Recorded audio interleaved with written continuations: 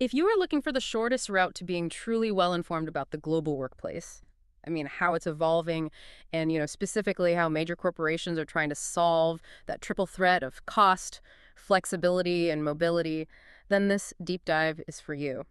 Today, we're focusing on a really innovative solution coming out of the super competitive Tokyo market. This one is from ORIX Corporation and their cross-office serviced offices.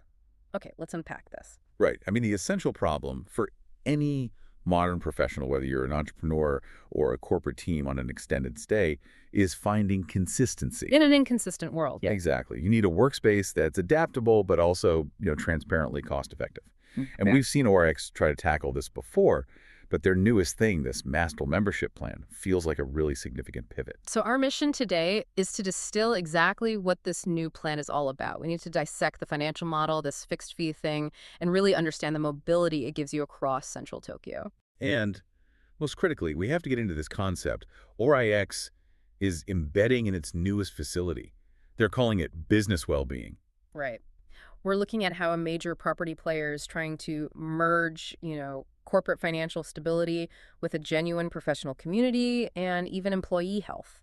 It's less about renting a desk and more about buying predictable access to a whole professional infrastructure that's designed for movement and for maximum human output. Okay, so let's start where most people do, the money. Because with flexible solutions, cost creep is always the #1 killer. And ORIX is really pushing this master membership plan as this groundbreaking solution based on a fixed fee structure. And that financial predictability is, I think, the linchpin of the whole system. Just think about professionals who need serviced offices for longer stays, weeks, months at a time, especially in major Asia-Pacific hubs. Budgetary stability is everything for planning, especially in a city as notoriously expensive as Tokyo. Well, ORIX locks that stability in. It's a fixed monthly fee of 30,000 yen, and that's excluding consumption tax. That's simplicity for budgeting, for corporate clients or even solo travelers. It's immense. It is important to note there's also a one-time enrollment fee. How much is that? Same as the monthly cost, 30,000 yen. Okay, so 30,000 yen.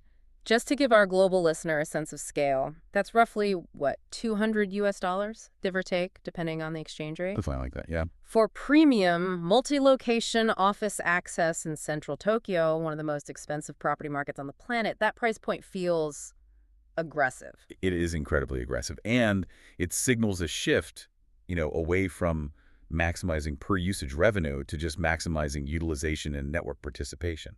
So it's about getting people in the door and using the space. Exactly. The whole intent is to remove the friction of usage-based billing, that, tedious process of tracking every hour you're there or every coffee you drink.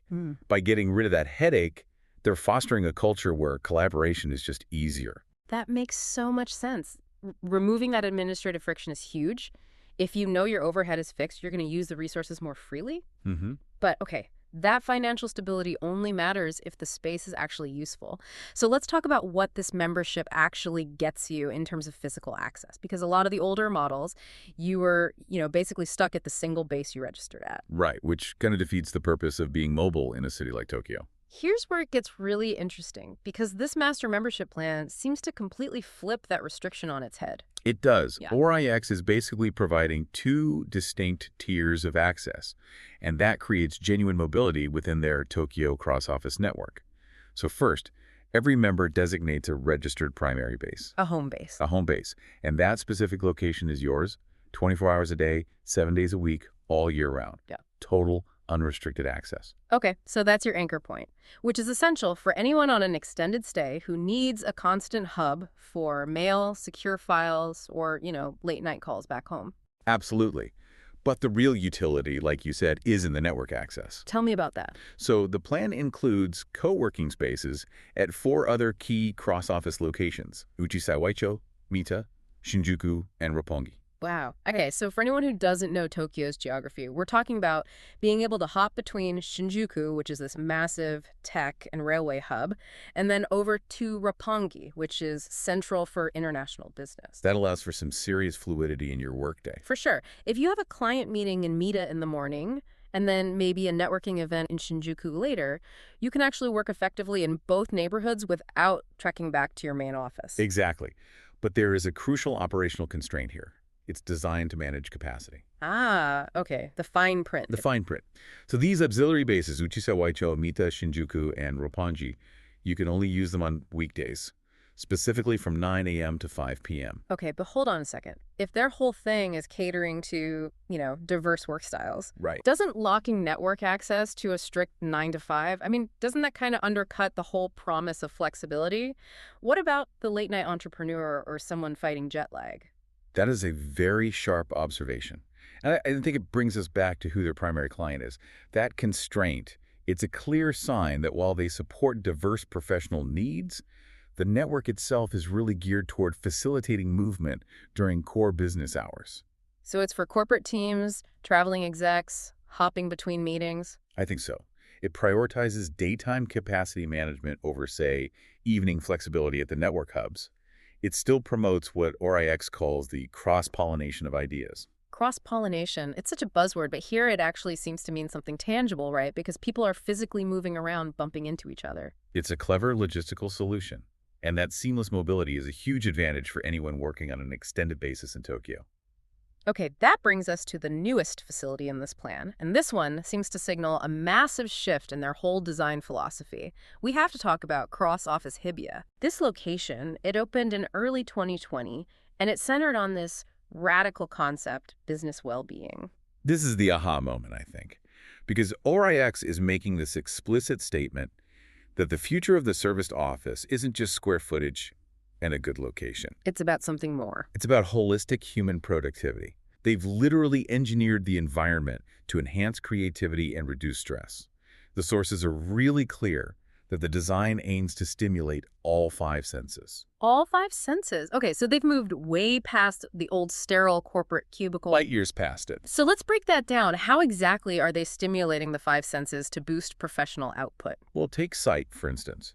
Visually, they've put in elements known to reduce stress, things like green art installations, carefully placed bonsai displays, bringing nature inside. Okay, I can see that. And for sound? Curated music, and not just, elevator jazz, but specific atmospheric soundtracks designed for deep work. And what about smell? That's one most offices completely ignore, or they get it wrong with that chemical air freshener smell. Exactly. Here, they use specific, carefully chosen scents that are diffused through the space. Aromatherapy is increasingly recognized for how it can affect cognitive function. Right, to either increase alertness or create a sense of calm. Precisely. So that leaves taste and touch, which, is usually just a lukewarm coffee machine and a hard chair. Not here. For taste, they've installed an unmanned convenience store that's focused on health-oriented foods. So think fresh, nutritious options instead of just vending machine junk. That's a huge deal for traveling professionals trying to stay healthy on the road. It really is.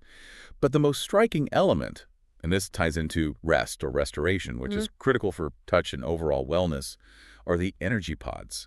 Wait, what? Energy pods? For naps? For restorative naps, yes. Designated spaces for them. That's incredible. In so many corporate cultures, taking a nap midday is, it's seen as slacking off, it's penalized. Here, it's an integrated design feature. That is the entire point. ORIX is signaling that to maximize output, you have to maximize wellness first. The energy pods are a tool against jet lag, against mental fatigue. Wow. And you combine that with the premium conference room that overlooks the greenery of Hibiya Park, and the whole experience is just elevated. It's an investment in the human capital using the space. This shows such a deep understanding of what the modern worker needs. It's a huge shift from just providing four walls to actively engineering the cognitive and physiological experience inside those walls. It gives users a real competitive advantage. So, okay, we've covered the fixed fee model for budget control, the multi-location access for mobility, and this groundbreaking focus on sensory well-being. Bringing it all together, we have to ask the big strategic question. So what does this all mean? This master membership initiative, it's a clear, loud signal of ORIX's overall strategy. They are proactively adapting to what the modern workforce demands. A workforce that needs flexibility, that values community. And that requires greater mental bandwidth to handle these high-pressure jobs. By providing these workspaces, ORIX isn't just trying to fill space. They are actively trying to contribute to new business opportunities for their clients. It's less about being a landlord. And more about building an ecosystem. An ecosystem designed for high-value output, yes. So it's infrastructure for growth built on predictability and convenience. And this master membership plan is the perfect vehicle for that, expanding access and really improving the facilities. It's a very sophisticated answer to a global need. Absolutely. The simplicity of the 30,000 yen fixed fee, Yeah. the ability to move between hubs, and having 247 access to your primary base, it just simplifies all the logistical headaches. They streamline the whole process. Well, that brings us to the close of this deep dive. We've distilled three major interconnected takeaways for you. First, the sheer financial convenience of the fixed fee structure. Second, the immense mobility it offers across central Tokyo. And third, this integration of sensory-focused business well-being. And here is a final provocative thought for you to consider.